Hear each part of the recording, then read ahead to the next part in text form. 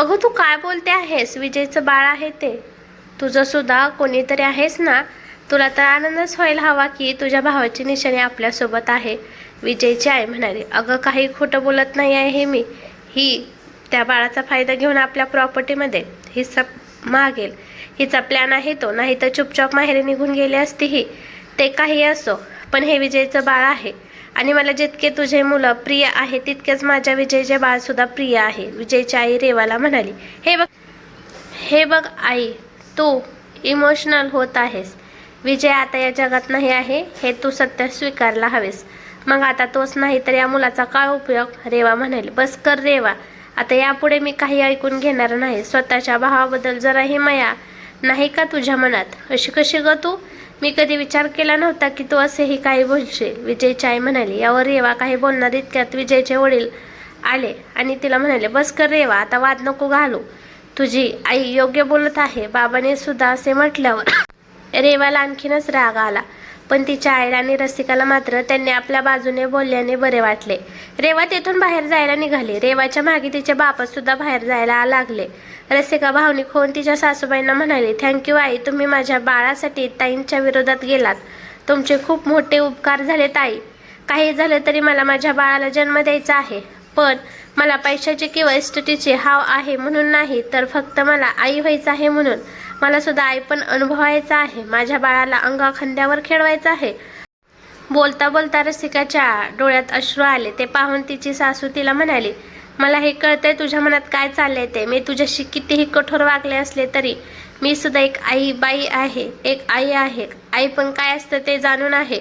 तुझ्या डोळ्यात पाहून मला सगळं कळतं. तू आई होणार हे कळल्यापासून तुझ्या डोळ्यातून मातृत्व ओसंडून वाहत आहे हे दिसतंय मला. मी खूप वाईट अन कठोर वागले तुझ्याशी. तुझी फसवणूक केली, तुझा वापर करून घेतला, अक्षरशः छळ केला तुझा. अन मला त्या प्रत्येक गोष्टीचा पश्चाताप होतोय. आपण असे कसे काय वागलो याचा अंदाजच येत नाहीये. हे सगळं वागताना एकदाही माझ्यातली बाई जागी का नाही झाली हेच कळत नाही ग. सगळं आठवून मलाच माझी लाज वाटत आहे. बोलता बोलता सासूबाईंच्या डोळ्यातून अश्रू येऊ लागले. रसिकाने त्यांना आधार देऊन सोप्यावर बसवले. त्यांच्यासाठी पाणी घेऊन आले. त्यांना पाणी देत म्हणाले, आई आता झाल्या गेल्या गोष्टी अजिबात आठवू नका. स्वतःला अजिबात त्रास करून घेऊ नका. तुम्हाला असे हतबल झालेले माझ्याच्याने पाहवले जात नाही आहे. आपण सगळं विसरून जाऊयात. रसिका म्हणाली. सासूबाई पाणी प्यायला रसिकाकडे पाहिले आणि एक दीर्घ श्वास घेत म्हणाल्या, नाही रसिका, आज मला माझ्या सगळ्या चुकांची जाणीव झालीच आहे, तर सगळं काही कबूल करायला हवं. मनात साचलेलं सगळं काही आज मोकळं होऊ दे. मग आणखीन एक दीर्घ श्वास घेत त्या म्हणाल्या, सगळं काही सुरळीत सुरू होतं. विजयच्या बाबांचा व्यवसाय चांगला सुरू होता. पदरी 2 मुलं, अगदी सुखाचा संसार होता. मुलं कधी मोठी झालीही काही कळलंच नाही. घरी सगळंच उपलब्ध होतं. मुलांना सगळं काही अगदी सहजच मिळायचं. कधीच कुठल्या गोष्टीसाठी संघर्ष करावा लागला नाही. हौस मौज पूर्ण व्हावी म्हणून त्यांना हवं ते दिलं. त्यांच्या लहान मोठ्या चुका पदरात घातल्या आणि इथेच सगळं चुकत गेलं. आधी अभ्यासात हुशार असणारा वेळ चुकीच्या संगतीत गेला. अभ्यासाकडे दुर्लक्ष झालं म्हणून शिक्षणात मागे पडला. आधी फक्त बाहेरच दारू प्यायचा, मग घरात दारू प्यायला लागला. त्याला आम्ही बोललो, ओरडलो, पण तेवढ्यापुरतेच. कायमस्वरूपी त्याची दारू सोडविण्याचे काही विशेष प्रयत्न नाही केले आम्ही. त्याच्याबद्दल बाहेरून खूप तक्रारी यायच्या. त्याच्या चुका दुरुस्त करण्याऐवजी आम्ही त्या लपवायला लागलो. मग विजयचे सुद्धा हिंमत वाढली आणि त्याचे दारूचे व्यसन सुद्धा. मग त्याच्या बाबांनी त्याच्या व्यवसायात त्याला सेटल करायचे ठरवले. पण तो तिथे सुद्धा रमला नाही. मुळात त्याच्या व्यसनाने त्याला काही सुचत नव्हते. मग त्याला दुकान टाकून दिले. तिथे त्याच्या हाताखाली नोकर कामाला ठेवले. पण त्याने दुकानाला दारूचा अड्डा बनवला.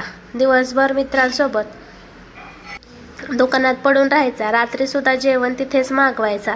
मग आम्हाला त्याच्या व्यसनाचे गांभीर्य कळले. मग आमच्या परीने आम्ही त्याला समजावण्याचा खूप प्रयत्न केला. अनेक डॉक्टर्सला भेटलो. कुठल्या डॉक्टर्सकडून औषधे घेऊन त्याच्या नकळत जेवणात मीठ सोडून दिली. पण काहीच उपयोग झाला नाही आणि तोवर फार उशीर झाला होता. विजय खूप कमजोर झाला होता. त्याने आमचे काहीच ऐकले नाही. मग आम्ही सुद्धा हार मानली.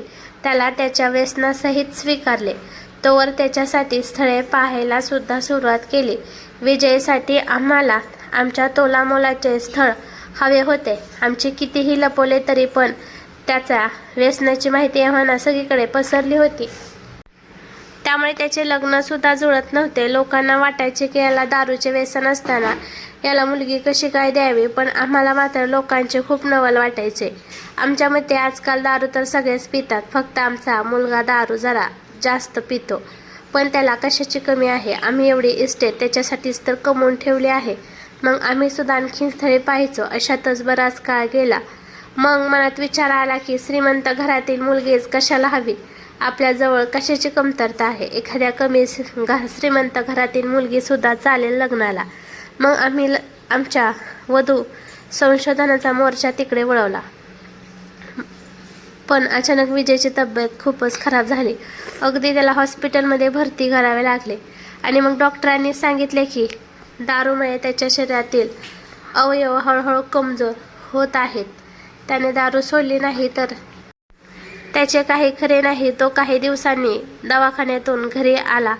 पण आम्ही मात्र हतबल झालो होतो. मग अनेक लोकांनी अनेक उपाय सांगितले. त्यात सगळ्यात जास्त सांगण्यात येणारा उपाय म्हणजे मुलाचे लग्न करून द्या.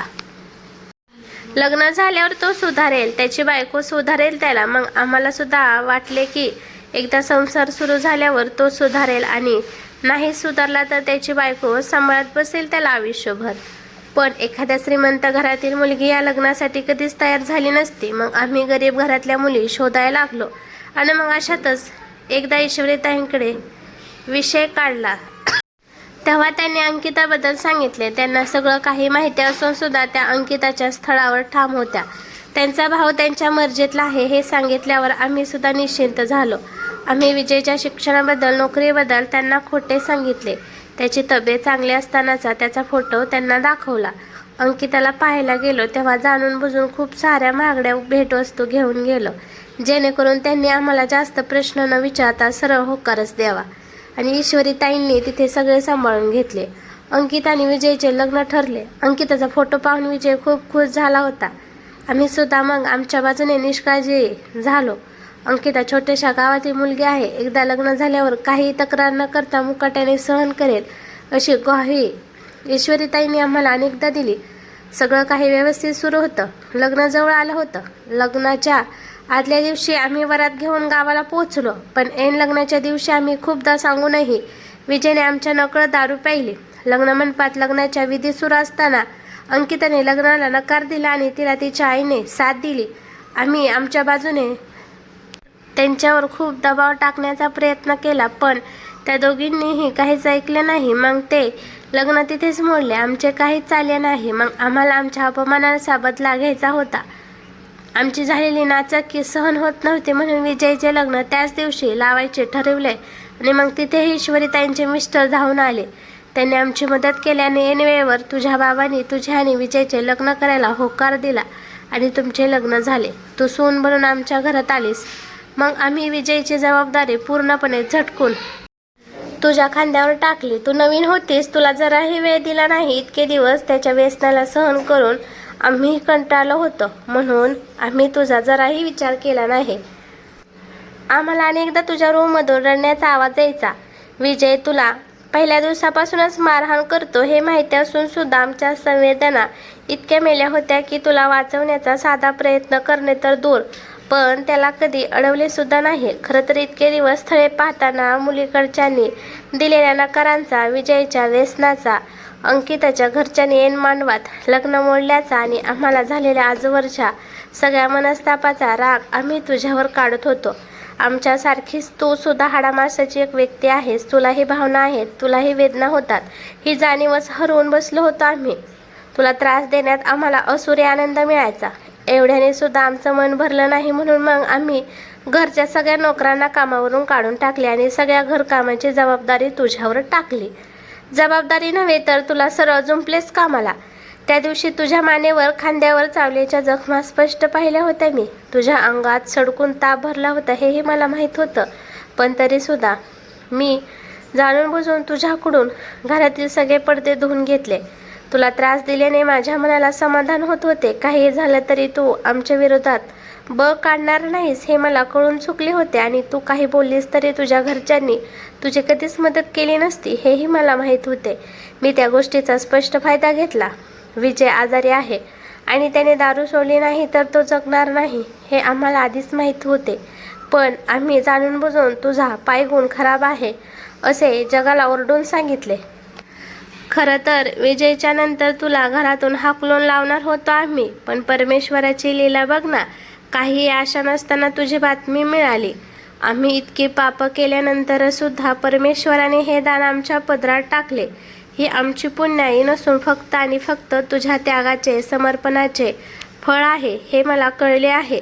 पण तू आमच्या आयुष्यात येणं हे मात्र आमचं पूर्वजन्मीचं पुण्य असणार. नाहीतर इतकी गोड निरागस प्रामाणिक मुलगी आमच्या आयुष्यात कशी आली असते. तुझ्या निरागसपणाने पाषाणालाही पाझर फुटेल. मग मी एक स्त्री आहे, एक आई आहे. मी तरी किती काळ तुझ्यावर राग धरून बसणार होते. तू तुझ्या स्वभावाने मला जिंकलंस अगदी कायमसाठी. विजयची आई डोळ्यात पाणी आणून म्हणाली. रसिकाकडे आता बोलण्यासाठी शब्दच उरले नव्हते. ती तिच्या सासूबाईंच्या गळ्यात पडून रडू लागली. तिकडे रसिकाचे सासरे रेवाच्या मागे गेले. त्यांनी रेवाला हाक मारली. त्यांना पाहून रेवा रागाने म्हणाले, आता काय आहे बाबा, तुम्हाला तर माझ्यापेक्षा जास्त ती प्रिय झाली आहे ना. आई तर आई, तुम्ही पण तिच्याच बाजूने गेलात. मला तुमच्याकडून ही अशी अपेक्षा नव्हती बाबा. अगं रेवा, मला तसे बोलावे लागले त्यांच्यासमोर. तुला तर माहिती आहे ना, तुझी आई विजयच्या बाळाचे ऐकून अगदीच वेडीपिशी झाली आहे. पण तू काळजी करू नकोस, मी यावर उपाय शोधला आहे. तिचे बाबा समजावणीच्या सुरात म्हणाले. म्हणजे तुमच्या मनात नक्की काय सूर आहे बाबा, रेवाने विचारले. हेच की रसिकाशी साध्या गोड बोलून चांगले बोलून तिचा विश्वास संपादन करावा आणि बाळ जेव्हा आपल्या हातात येईल तेव्हा तिला थोडे पैसे देऊन परत माहेरी पाठवायचे. रेवाचे बाबा म्हणाले. काय, पण ती जायला तयार होईल का, रेवाने प्रश्न केला. तिच्या बापाला एकदा पैशाचे आमिष दाखवले की तो स्वतःच घेऊन जाईल तिला. मग तिचे काही ऐकणार नाही तो, रेवाचे बाबा म्हणाले. अन आई तर एकदमच तिच्या जाळ्यात अडकली आहे.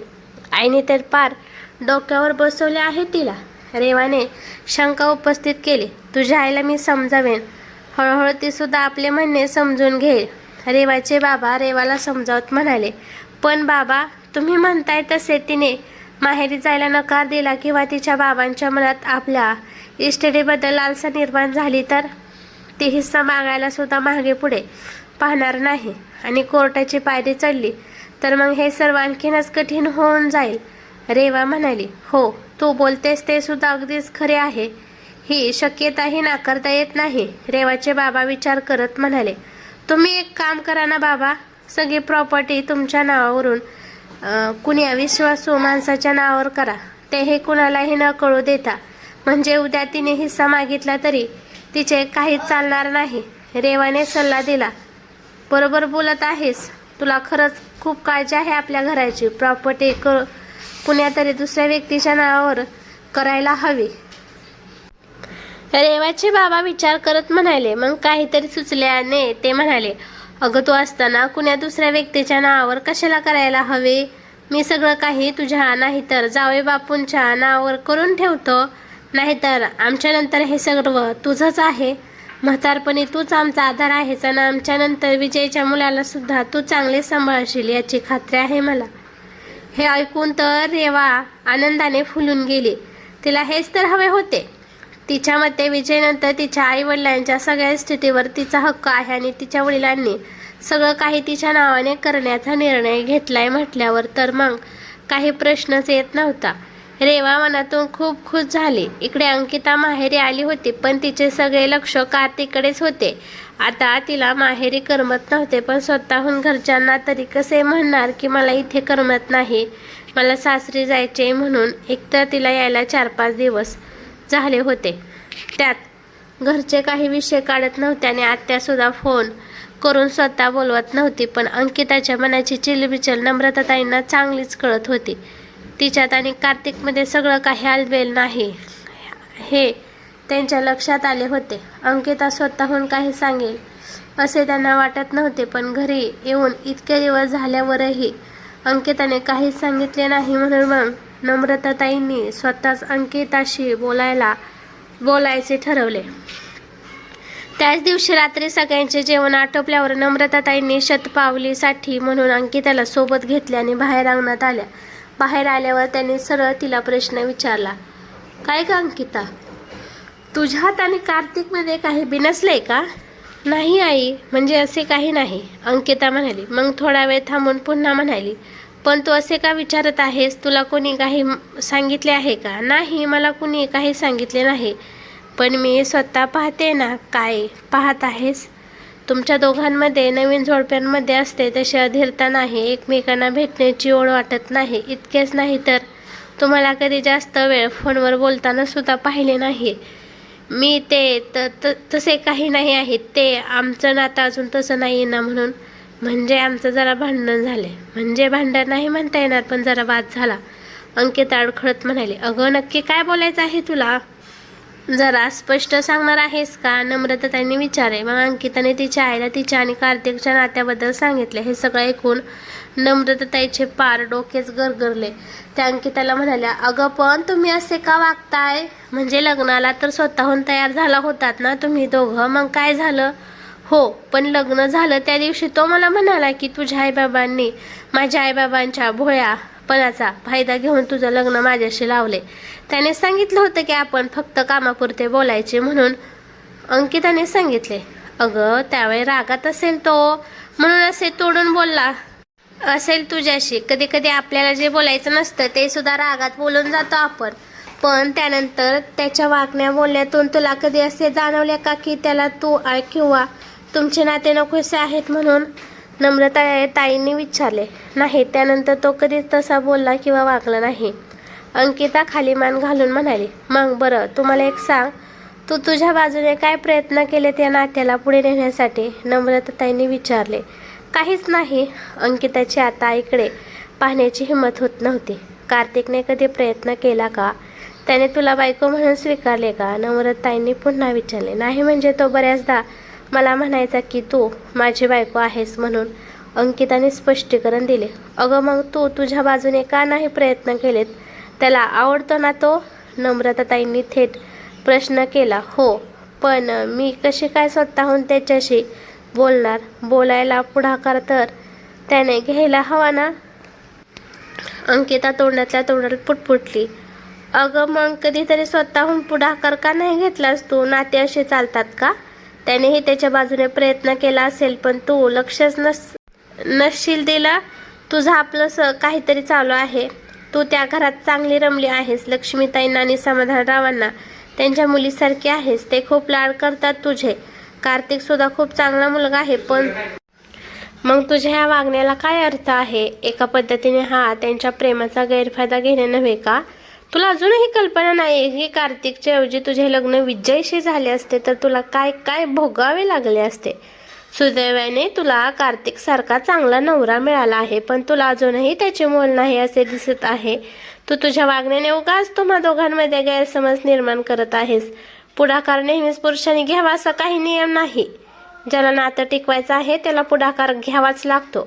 तू तुझ्या अशा वागण्याने तुम्हा दोघांच्या नात्यात दरी निर्माण करत आहेस. तुला जर अजूनही याचं गांभीर्य कळले नसेल तर एकदा स्वतःशी विचार करून बघ की कार्तिकपासून दूर राहून तू खुश राहू शकणार आहेस का? मग तुला आपोआप सगळ्या प्रश्नांची उत्तरे मिळते. नम्रताताई म्हणाल्या. आता मात्र अंकिताच्या डोळ्यात अश्रू दाटून आले. आजवर घडलेल्या सगळ्या घटना एखाद्या माहितीपटासारख्या झरझर तिच्या डोळ्यासमोर तरळून गेल्या. तिच्या डोळ्यात अश्रू पाहून नम्रताताईंनी तिला जवळ घेतले आणि म्हणाल्या, अगं रडतेस काय? मी फक्त समजावून सांगितले तुला, कारण मला तरी तुझं हे असं काहीच न झाल्यागत अलिप्त राहणे पटले नाहीये. संसार असा करायचा नसतो बाळा. आपल्या सगळ्या नात्यांना जपावं लागतो. तो सतत तिच्याशी हसून बोलतो, मन मोकळ्या गप्पा मारतो. माझ्याशी नाही बोलत तसा. तो माझ्यापेक्षा जास्त तिच्याशी प्रेमाने बोलतो. म्हणजे तुला काय म्हणायचे ते सरळ सांग, नम्रताताई अंकिताला म्हणाल्या. मग अंकिताने सगळं काही तिच्या आईला सांगितले. प्रिया आल्यापासून कार्तिक कसं वागतोय, आपण कसं वागतोय, काय काय घडलं हे सगळं विस्ताराने सांगितले. अंकिताचं सगळं काही ऐकून घेतल्यावर आई म्हणाली, कार्तिकला एक मैत्रीण आहे, याचा तुला त्रास होतोय की तो तुझ्यापेक्षा जास्त तिच्याशी मनमोकळेपणाने बोलतो, याचा तुला त्रास होतोय? अंकिता गप्प बसली. नेमके काय उत्तर द्यावे हे तिला कळत नव्हते. मग काहीतरी मनाशी आठवून ती म्हणाली, तो जसा तिच्याशी चांगला बोलतो तसा माझ्याशी नाही बोलत, याचा राग आलाय मला. ती त्याच्याशी जशी बोलते तशी तू बोलतेस का त्याच्याशी? मग तू सुद्धा त्यांच्याकडून अशी अपेक्षा कशी करू शकतेस? ती त्याची लहानपणीची मैत्रीण आहे, समवयीन आहेत दोघे, त्यामुळे अर्थातच ते एकमेकांना चांगले ओळखत असतील. म्हणूनच तर दोघांची चांगली मैत्री आहे ना. आणि व्यक्तीच्या आयुष्यात प्रत्येक नात्याला एक वेगळी जागा असते. तिची जागा वेगळी आहे आणि तुझी जागा वेगळी. तो तिला सगळं काही बोलून दाखवत असेल तर तू स्वतःहून त्याच्या मनातलं समजून घेत जा. आणि आजच्या काळातले मुलं आहात ना तुम्ही, मग तुला त्याच्या मैत्रिणीपासून ईर्ष्या व्हायला नको. अभ्यासात हुशार राहणारी तू प्रत्यक्ष आयुष्यात मात्र अजूनही जरा महागेच आहेस. नाते अशी नाही बनत, त्यासाठी समोरच्या व्यक्तीच्या मनात स्थान मिळवावं लागतं. नम्रताताई म्हणाल्या, खरंच माझं चुकलं आहे. आधी लग्न असं गडबडीत झाल्याने मी इतर कोणत्या गोष्टींवर लक्षच दिलं नाही. त्यानंतर बाबा माझ्यावर नाराज होते, त्याचाच विचार करत राहिले, दुसऱ्या कोणत्या गोष्टीवर लक्षच दिले नाही. कार्तिक माझ्याशी चांगलं बोलायचा, वागण्याचा प्रयत्न करायचा, पण मी त्याच्याकडे लक्षच दिलं नाही. मला वाटलं की लग्न झाल्यावर नाते आपोआपच बनतात, त्यात आपल्याला काही विशेष प्रयत्न करावे लागत नाही. मी प्रत्येक नात्याला गृहीत धरलं. अंकिता कबुली देत म्हणाले, चला म्हणजे तुला तुझी कळली तर. हो आई, पण आता काय करू? चूक कशी सुधारू? खूप सोपं आहे ग. तुला जे वाटतं ना ते जाऊन कार्तिकला सांग. स्वतःची चूक कबूल कर, तो खूप समजदार आहे, समजून घेईल तुला. नम्रताताई म्हणाल्या. हे ऐकून अंकिताला खूप समाधान वाटले. आईने तिच्या मनातील चिलबिचल ओळखून अगदी योग्य सल्ला दिला होता. अंकिताने कार्तिकशी बोलायचे ठरवले. इकडे कार्तिकला सुद्धा अंकिताची आठवण येत होती, पण अंकिता स्वतःहून कॉल करत नाहीये म्हणजे तिला आत्ताच आपल्याशी बोलायचे नाही असे त्याला वाटत होते.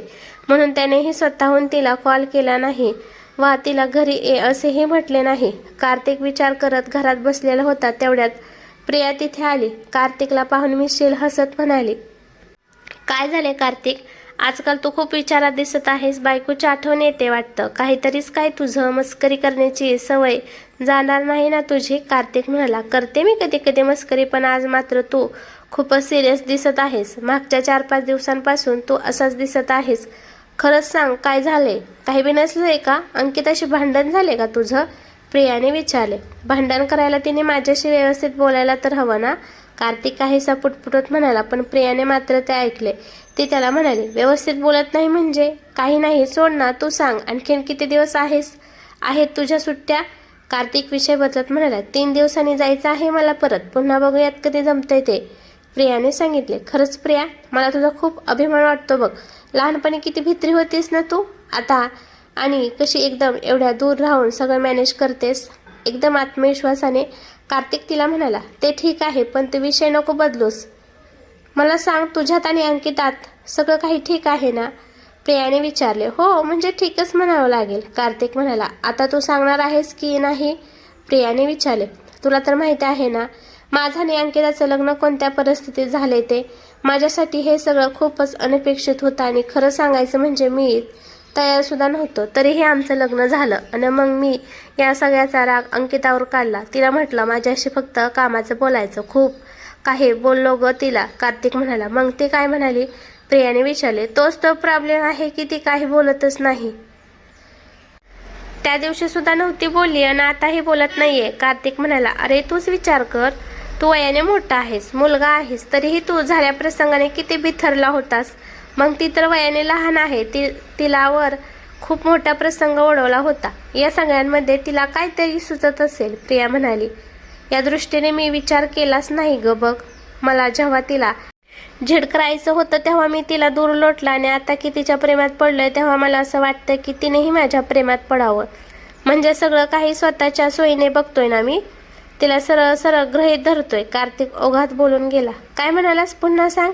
प्रियाने विचारले. मी गृहीत धरतोय तिला. कार्तिक म्हणाला. ते नाही, त्याआधी बोललास ते प्रेमात पडलोय अँड. प्रियाने मिसशील हसत विचारले. आता मात्र आपण प्रियासमोर काय बोललो हे आठवून कार्तिक ओशाला. मग प्रिया म्हणाली, हे बघ, प्रेमात पडला आहेस ना तर तिला स्पष्ट सांग. ती सांगितल्याशिवाय का तिला तुझ्या मनातलं कळणार आहे. पण तिने नकार दिला तर? कार्तिकने शंका उपस्थित केली. वेडा आहेस का तू? बायको आहे ती तुझी, ती का देईल नकार? आणि समजा दिला तरी पण तुम्ही सोबतच राहणार आहे की आयुष्यभर? पुन्हा प्रयत्न करायचा तिला प्रेमात पाडण्याचा.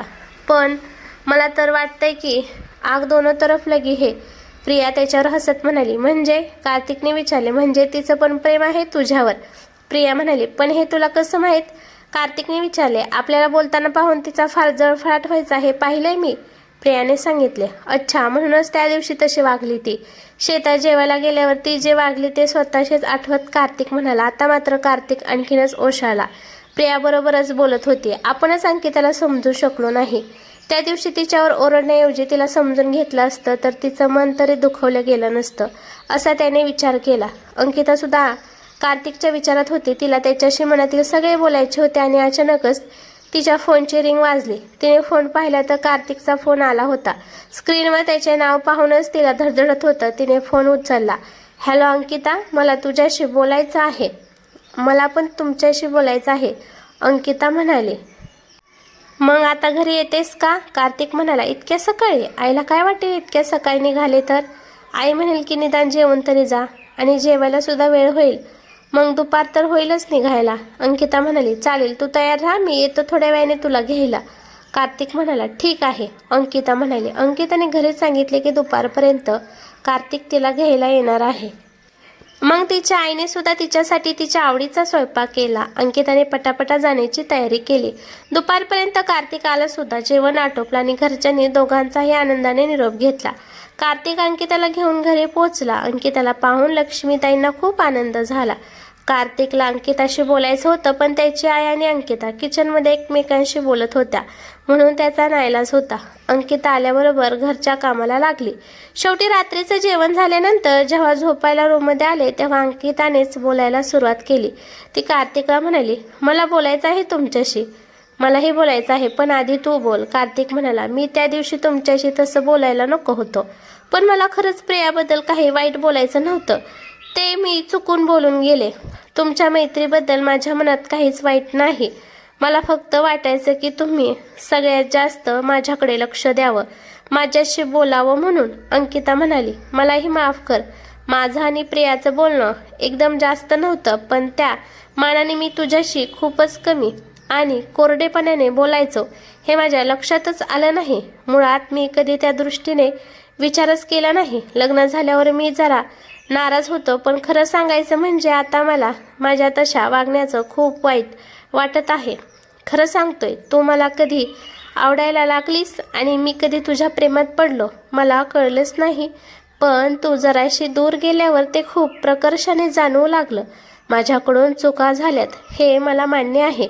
मी त्या कबूल सुद्धा करतोय. पण यानंतर माझ्यावर रागवत जाऊ नकोस आणि राग आला तरी कधी माझ्यापासून दूर जाऊ नकोस प्लीज अंकिता.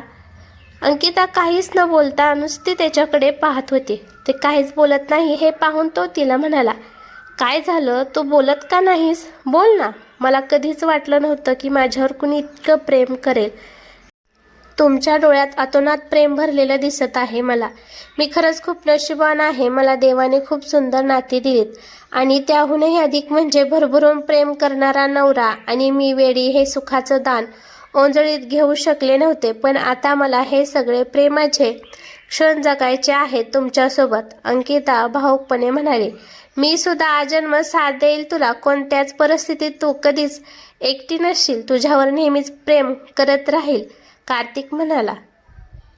कार्तिकने असे म्हणताच अंकिता त्याच्या मिठीत शिरली. त्याने सुद्धा तिला प्रेमाने जवळ घेतले. एकमेकांची सोबत मिळाल्याने दोघे आता खऱ्या अर्थाने पूर्ण झाले होते.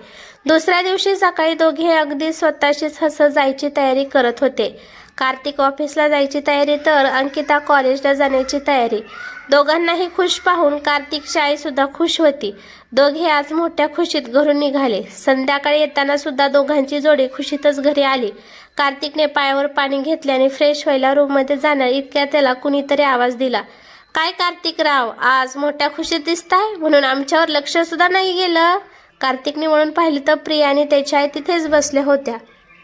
कार्तिक थोडा ओशाळला आणि म्हणाला, तसे काही नाही, मी तर फक्त राहू दे, काही स्पष्टीकरण वगैरे नकोय. मी उद्या चालले म्हणून आज काकूंना भेटायला आले होते. प्रिया म्हणाली, हो, आणि मी तिच्यासाठी तिच्या आवडीचे खाऊ आणि बेसनचे लाडू केले, ते सुद्धा द्यायचे होते तिला. कार्तिकची आई म्हणाली. इतक्यात अंकिता प्रियाला म्हणाली, इतक्या लवकर जाणार आहात का तुम्ही? अजून तर आपण एकमेकांसोबत वेळ सुद्धा घालवला नाही. पुढच्या वेळेला येईल तेव्हा नक्कीच. यावेळेला जरा जास्त सुट्ट्या झाल्यात माझ्या, प्रिया म्हणाली. थोड्या वेळ सगळ्यांच्या गप्पा झाल्या आणि मग प्रिया घरी निघून गेली. दुसऱ्या दिवशी प्रिया बँगलोरला पुन्हा जायला निघाली. त्यानंतर कार्तिक आणि अंकिता सुद्धा एकमेकांच्या सोबतीने नवीन आयुष्याच्या वळणावर होते. प्रेमासोबतच एकमेकांच्या करिअरचा सुद्धा दोघे विचार करू लागले होते. अंकिताचे कॉलेज पूर्ववत सुरू झाले होते आणि कार्तिक सुद्धा नोकरीत प्रगती करत होता. इकडे रसिकाचे सासरेबुवांनी तिला आणि तिच्या सासूला माहिती पडू न देता त्यांच्या नावावर असलेली सगळी प्रॉपर्टी रेवाच्या नावाने केली. फक्त राहते घर त्यांच्या बायकोच्या म्हणजेच रसिकाच्या सासूबाईंच्या नावाने होते, म्हणून ते तिच्या नावावर नाही करू शकले. विजा नावावर विशेष काही नव्हते, पण त्याला घेऊन दिलेली 3 दुकाने मात्र होती, ती सुद्धा रेवाच्या नावावर नाही होऊ शकली. या सगळ्याने रेवा मात्र एकदम हवेत होती. आता तिला कशाचीच फिकीर नव्हती. आईने रसिकाचे लाड करू देत वा आणखीन काही, सगळी प्रॉपर्टी तर आपल्या जवळ आहे आणि जे काही सध्या नावावर नाही ते बाबा काहीतरी करून उद्या आपल्यालाच देतील याचा तिला विश्वास होता. या सगळ्यांपासून अनभिज्ञ असलेली तिची आई मात्र रेवा आता रसिकाच्या बाबतीत नरमाईने वागते असा विचार करून खुश होत्या. प्रॉपर्टी मिळाल्यावर रेवाचे समाधान होईल का? पुढे चालून रेवामुळे रसिकावर कोणते संकट तर नाही ना येणार? रसिकाच्या सासऱ्याबुवांवर आपल्या या निर्धाराने पश्चाताप करण्याची वेळ तर नाही ना? रसिकाचे सासरे ओठात एक आणि पोटात एक अशा प्रकारे रसिकाशी वागायचे. रसिकाची सासू मात्र पूर्णपणे बदलली होती. रसिका खूप आनंदात होती. ती तिच्या सासू सासऱ्यांमध्ये तिच्या आईबाबांना पाहायची. इतक्या दिवसांनी तिच्या आयुष्यात धैर्य आले होते. रेवा आता तिच्या माहेरी जरा कमीच यायच्या. आली तरी रसिकाची थोडी बरी वागायची. आईला वाटायचं की रेवा तिच्या संसारात चांगली रमली आहे म्हणून ती माहेरी कमी येत आहे. तिच्यासाठी खूप आनंदी होती. रेवा समजदार झाली असा समज त्यांचा झाला होता. रेवाला मात्र वाटायचं की आता बाबांनी त्यांच्या जवळपास सगळीच इस्टेट आपल्या नावाने दिली, त्यामुळे आपल्याला रसिकापासून असुरक्षितता वाटून घेण्याची काहीच गरज नाही. मिळून मिळून तिला आणि तिच्या बाळाला काय मिळेल असे वाटून ते मनातूनच रसिकाला हिणवायची. सगळं काही सुरळीत सुरू होतं. रसिकाला आता 5वा महिना लागला होता. एकदा रसिकाचे सासरे आणि तिच्या सासूबाई एका कार्यक्रमासाठी बाहेर गेले होते. येताना त्यांच्या गाडीला जबर धडक बसली. दोघांचा ॲक्सिडेंट झाला. सासरेबुवांना फार काही लागले नव्हते, पण सासूबाईंना खूप लागले होते. त्यांची 3 हाडे फ्रॅक्चर झाली होती. डोक्याला आणि कमरेला सुद्धा मार लागला होता. रसिकाचे सासरेबुवा आपल्या बायकोला या अवस्थेत पाहून आणखीनच हादरले होते. काय करावं काही नाही त्यांना सुचत नव्हतं. त्यांनी लगेच रेवाला फोन केला. बराच वेळ रेवाची वाट पाहिली, पण रेवा लवकर आलीच नाही. मग त्यांनी रसिकाला फोन केला. रसिका कशीबशी रिक्षा करून हॉस्पिटलमध्ये पोहोचली. तिथे येता सासूबाईंना जखमी आणि सासरेबुवांना असे हतबल पाहून ती सुद्धा खूप घाबरून गेली. काय करावं आणि काय नको हे तिला सुचत नव्हतं. डॉक्टर सासूबाईंच्या उपचार करत होते. हिने कसेबसे तिचे सासरेबुवांना सावरले. त्यांना पाणी प्यायला दिले. तुम्ही काळजी करू नका, आई ठीक होतील म्हणून वारंवार दिलासा देत होती, पण मनातून मात्र ती सुद्धा खूप घाबरली होती. सासूबाईंचा तिला खूप आधार होता. आज त्यांना या अवस्थेत पाहून ती मनातून कोसळली होती, पण ही वेळ खचून न जाता धीराने परिस्थिती हाताळण्याची आहे हे जाणून तिने तिचे अश्रू अलगद बोटांनी टिपून घेतले. थोड्या वेळाने रेवा तिथे आली. आईला अशा अवस्थेत बघून ती सुद्धा घाबरून गेली. परिस्थिती नाजूक होती. आईची अवस्था पाहून आता तिला घटनेचे गांभीर्य कळले होते, म्हणून तिने बाजूला जाऊन लगेच नवऱ्याला फोन केला. ती म्हणाली, अहो जरा लवकर इथे हॉस्पिटलमध्ये या. आपल्याला वाटले होते छोटा मोठा ॲक्सिडेंट झाला असेल, पण आईचा खरंच खूप मोठा ॲक्सिडेंट झालाय. तुम्ही लवकर येता हॉस्पिटलला? तरीही तेथून 20 मिनिटाच्या अंतरावर राहणारा तिचा नवरा 1.5 तासाने तिथे आला. आपल्या मुलीला आणि जावयाला आलेले पाहून रसिकाचे सासरेबुवांना आता जरा आधार वाटत होता. थोड्या वेळाने डॉक्टर तिथे आल्याने म्हणाले, पेशंटच्या जीवावर असणारा धोका आता बऱ्यापैकी टळला आहे, तरी पण त्यांना रिकवर व्हायला खूप वेळ लागेल. त्या अजून शुद्धीत आल्या नाहीत. शुद्धीत आल्यावर कळेल की अपघाताचा त्यांच्या स्मरणशक्तीवर किंवा डोक्यावर काय परिणाम झालाय ते. डॉक्टरांचे बोलणे ऐकून सगळ्यांना जरा बरे वाटले. तरीही त्या लवकर शुद्धीत याव्यात आणि पूर्णपणे ठणठणीत बऱ्या व्हाव्यात म्हणून देवांना प्रार्थना सुरूच होती. त्या दिवशी रेवा, रसिका आणि तिचे सासरे सगळे दवाखान्यात थांबले होते. दुसऱ्या दिवशी रसिकाच्या सासूबाई शुद्धीवर आल्या, मात्र त्या अजूनही नीट बोलू शकत नव्हत्या. त्यामुळे त्यांच्या तब्येतीबद्दल अजूनही नीट अनुमान लावता येत नव्हते. आई शुद्धीवर आल्यावर रेवा तिच्या बाबांना नाश्ता आणि चहा घेऊन येते आणि अंघोळ करून येते असे म्हणून हॉस्पिटलमधून घरी निघून गेली. खरे तर कालपासून आतापर्यंत रसिका आणि तिच्या सासरे बुवांनी काहीच खाल्ले नव्हते, पण आज सकाळपासून मात्र रसिकाच्या पोटात भुकेचा डोंब उसळला होता. सासरे बुवांना सुद्धा भुकेची तीव्र जाणीव झाली होती. आता रसिकाच्या सासूबाई शुद्धीत आल्या होत्या, त्यामुळे काळजी जरा कमी झाली होती. त्यामुळे रसिकाच्या सासरे बुवांनी थोडा वेळ रेवाची वाट पाहिली, कारण ती घरून नाश्ता आणि चहा घेऊन येणार होती. पण बराच वेळ ती न आल्याने त्यांनी तिथल्या कॅन्टीनमध्ये जाऊन रसिकाने स्वतःसाठी नाश्ता आणला. या अवस्थेत रसिकाने असे उपाशी राहणे बरे नाही हे त्यांनाही कळत होते. रसिकाने आणलेला नाश्ता खाल्ला. आताशा तिला थोडे बरं वाटत होते. त्यांनी रसिकाला घरी जाऊन फ्रेश होऊन यायला सांगितले. मी इथे आहे, त्यामुळे तू घरी जाऊन थोडा आराम कर असेही बजावले. रात्रभर रसिका झोपू शकली नव्हती आणि तिने आराम करणे गरजेचे होते, म्हणून मग रसिका सासूबाईंची काळजी घे असे सांगून निघून गेली. थोड्याच वेळात रसिका पुन्हा हॉस्पिटलमध्ये आली. तिला पाहून तिचे सासरे म्हणाले, तू इतक्या लवकर कशी आलीस? आराम करायचा असताना जरा. मी प्रयत्न केला बाबा झोपण्याचा, पण डोळे बंद केले की समोर आईच दिसायच्या. काळजीने मला झोप लागली नाही. म्हटलं घरी राहून काळजी केल्यापेक्षा इथे आईजवळ थांबलेलं बरं. रसिका म्हणाली, आणि हे काय आहे? सासरे भावाने विचारले. मी आपला डब्बा करून आणलाय. रसिका म्हणाली, अगं एवढी दगदग कशाला? अरे वा, आणणारच आहे, सासरे म्हणाले. पण मग लगेच त्यांच्या लक्षात आले की रेवाने अजून सकाळचा नाश्ता सुद्धा आणलेला नाही. मग ते गप्प बसले. संध्याकाळी 5च्या सुमारास रेवा हॉस्पिटलमध्ये आली. येताना हातात पिशवी होती. ती पिशवी रसिकाच्या हातात देत म्हणाली, हे घे नाश्ता. घेऊन आले घरून. नाश्ता? यावेळी तिच्या बाबांनी विचारले. हो बाबा, सकाळी आणणार होते, पण मी इतके थकले होते की सकाळी झोपले ते सरळ दुपारी जागा आली. मला वाटलं तुम्ही कॅन्टीनमधून खाल्ले असणार सकाळी, म्हणून हा संध्याकाळसाठी नाश्ता आणलाय. रेवा कशी बशी तिची बाजू सावरत म्हणाली. त्यानंतर थोड्या वेळ थांबून रेवा म्हणाली, बाबा आता हॉस्पिटलमध्ये तुम्ही दोघे आहात तर मी जरा घरी जाऊन येते. काय आहे ना, घरी मुलं आहेत, त्यांना पण बघावं लागेल, आणि आई तर शुद्धीवर आले, त्यामुळे काळजी करायची आता काही गरज नाही असे म्हणून बाबांचा होकार नकार न ऐकता ती निघून सुद्धा गेली. थोड्या वेळाने जेवण करताना रसिकाने रेवाने आणलेला डबा उघडून पाहिला. ते त्यात हॉटेलमधला ढोकळा आणि चटणी ठेवलेली होती. रसिकाने तो डबा तसाच बंद ठेवला आणि घरून आणलेले गरमागरम जेवण सासू सासऱ्यांना जेवू घातले. इकडे रसिकाने बाबांना विनवणी करून थोड्या वेळासाठी घरी जाऊन आराम करायला पाठवले. रसिकाचे सासरे सुद्धा खूप थकले होते. एकतरी या वयात फार दगदग झेपत नाही आणि त्यातच त्यांना सुद्धा मुक्का मार लागला होताच. मग ते सुद्धा जास्त आडेविडे न घेता घरी गेले. घरी जाऊन थोडे फ्रेश होऊन झोपे गेले. ते रात्री उशिरा त्यांना जाग आली. आपल्याला उठायला उशीर झाला म्हणून त्यांनी रसिकाला फोन लावला आणि मला उठायला उशीर झाला आणि मी आता तिकडे यायला निघतोय असे सांगितले. रसिकाने मात्र त्यांना आज घरीच राहण्याची विनवले. एकतर रात्रसुद्धा खूप झाली होती आणि सासूबाईंना पाहायला ती होतीच त्यांच्याजवळ. मग त्या दिवशी ते घरीच थांबले. दुसऱ्या दिवशी सकाळी कामवाल्या मावशींनी त्यांना चहा नाश्ता दिला आणि दवाखान्यात न्यायला डब्बासुद्धा तयार करून दिला. हॉस्पिटलमध्ये जाऊन पाहतात तर आज रसिकाची सासूबाई बऱ्यापैकी बोलायला लागल्या होत्या. आपल्या बायकोला असे बोलताना पाहून त्यांना खूप आनंद होत होता. रात्रभर आराम केल्याने त्यांना जरा बरे वाटत होते. दुपारपर्यंत रसिकाने तिचे सासरे सासू बाईजवळ होते. मग सासूबाईंनी तिला घरी जाऊन थोडा आराम करायला सांगितले. मग रसिका सुद्धा घरी निघून गेली. घरी कामवाल्या मावशींना रसिकाने रात्री सुद्धा घरी थांबा अशी विनंती केली होती. त्यानुसार मावशी सुद्धा तयार झाल्या होत्या. इकडे सासरे भावाने आपल्या बायकोला तिला जखमी अवस्थेत बघून आपण किती घाबरलो होतो आणि आता तिला शुद्ध आल्यावर आपल्याला किती चांगले वाटत आहे ते सांगितले. डॉक्टरांना सुद्धा आता त्यांच्या तब्येतीचा अंदाज आला होता. डॉक्टरांनी सांगितले की अपघाताचा त्यांच्या डोक्यावर काही वाईट परिणाम झालेला नाही. जखमा सुद्धा जास्त खोल नाहीत. तरीही कमरेला लागल्याने आणि हार्ट फ्रॅक्चर असल्याने त्यांना काही दिवस तरी हॉस्पिटलमध्ये ॲडमिट राहावे लागेल असे सांगितले. रसिका रोज हॉस्पिटलमध्ये यायची. दिवसभर सासूबाई सोबत थांबायची आणि रात्री घरी जायची. पण रेवा मात्र आता 2-3 दिवसातून एकदा हॉस्पिटलला यायची. एकदा ती आली आणि तिच्या वडिलांना म्हणाली, बाबा आणखीन किती दिवस आईला इथे राहायचे आहे? अजून 8 दिवस तरी राहावे लागेल, बाबांनी सांगितले. इतके दिवस?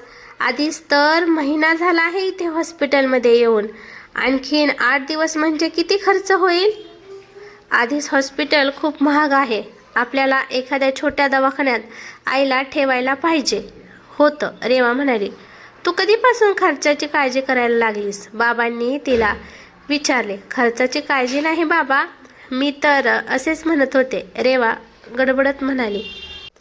त्यानंतर 8 दिवसांनी रसिकाची सासूबाई डिस्चार्ज मिळाला, पण त्या दिवशी रेवा हॉस्पिटलला आलीच नाही. रसिकाने तिचे सासरे सासूबाईंना घेऊन घरी आले. दुसऱ्या दिवशी रेवा आईला भेटायला आली. रेवाने आईची विचारपूस केली तेव्हा रसिका त्या दोघांसाठी चहा घेऊन आली. रसिकाला पाहून रेवा म्हणाली, हे बघ रसिका, माझ्या आईची नीट काळजी घ्यायची. मी इथे नसले तरी पूर्ण लक्ष माझे तुझ्यावर. अगं कशी काय बोलत आहेस तू? आजवर तीच करत आली आहेस की माझं सर्व? या अवस्थेत सुद्धा ती नसती तर माझं काय झालं असतं देव जाणे, रसिकाची सासूबाई म्हणाल्या. रसिका मात्र काहीच बोलली नाही. मग रेवा म्हणाली, मी काल येणारच होते आई, पण काल मला बरं नव्हतं. अच्छा, जावई तर मला म्हणाले काल की तुम्ही दोघे पार्टीला गेला होतात. अचानक तिचे बाबा तिथे येत म्हणाले, आपल्या नवऱ्याने आपले गुपित उघडे पाडल्याचे. रेवाला खरं तर त्याचा खूप राग आला होता, पण तसे न दाखवत ती म्हणाली, म्हणजे काल मला बरं नव्हतं, पण यांनी खूप आग्रह केला मला पार्टीला चल म्हणून. ते म्हणत होते की त्यांच्यासाठी ही पार्टी खूप महत्त्वाची आहे. तिथे ते एका मोठ्या बिल्डरला भेटणार होते आणि सगळेजण आपल्या आपल्या फॅमिलीसोबत येणार होते, म्हणून मला पण आग्रहाने घेऊन गेले ते. ठीक आहे, हरकत नाही, रेवाचे बाबा म्हणाले. थोडा वेळ आईसोबत गप्पा करून रेवा निघून गेली. जाताना रसिकाला बऱ्याच सूचना सुद्धा देऊन गेली. रसिकाची सुद्धा मागच्या काही दिवसात खूप दगदग झाली होती, त्यामुळे तिलाही आरामाची गरज होती. त्यामुळे कामोल्या मावशींना सांगून आणखीन एक मदतीस बोलवून घेतली काही दिवसांसाठी. मागच्या काही दिवसात रसिकाच्या सासऱ्यांचा खूप खर्च झाला होता. दवाखान्याचा खर्च सुद्धा खूप झाला होता. गाडीचे सुद्धा बरेच नुकसान झाले होते. अजूनही पुढे बराच खर्च येणार होता. तिच्या सासूबाई अजून किती दिवस स्वतःच्या पायावर चालू शकणार नाही याचा अंदाज नव्हता. त्यांच्या बँकेतील जमाठेव आताशी बरीच कमी झाली होती. अशातच त्यांनी घेतलेल्या एका जमिनीच्या फ्लॅटला चांगली किंमत मिळत होती. त्यांनी तो विकायचा असे ठरवले, पण मग त्यांच्या लक्षात आले की बाकी प्रॉपर्टी सोबतच तो फ्लॅट सुद्धा आपण रेवाच्या नावाने केला आहे. मग त्यांनी तिला कॉल करून घरी बोलावून घेतले. रसिकाचे सासरे तो फ्लॅट अडचणीशिवाय विकू शकतील का? रेवा पुढे काही हरकत घेईल का? रसिकाचे सासरे आर्थिक अडचणीत सापडतील का? जाणून घेण्यासाठी कथेचा पुढील भाग नक्की बघा. धन्यवाद.